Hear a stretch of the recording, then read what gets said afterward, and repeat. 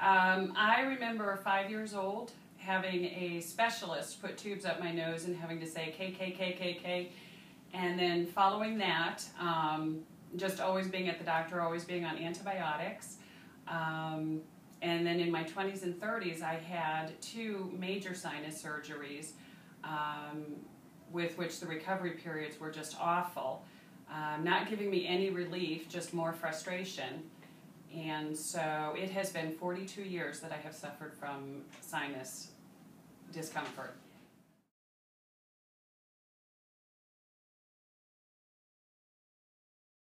I have worked with Dr. Malice for many years in the hospital as well as in outpatient surgery.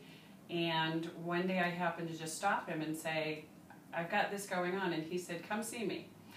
And I thought, okay, I will. But at this point I had reached my desperation level where I was either going to do something or just live with it. So I came to see him, and I really did not expect much. When he explained the sinuplasty to me and what was going on, I decided that I would give it a try, and I'm really glad that I did because I have had no pressure in my sinuses since then.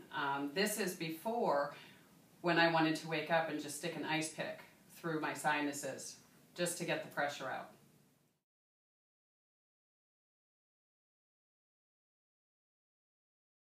Since the procedure, we have had a lot of barometric changes here in Florida with hurricanes and storms. I have not had a single day of pressure or a single sinus headache since I had the surgery.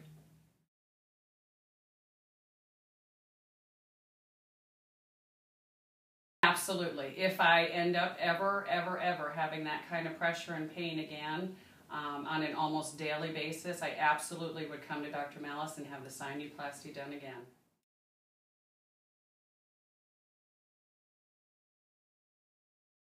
I have known Dr. Malice for probably about 7 years now. I know him as a surgeon, I know him as a person, and I absolutely would recommend him and his office staff.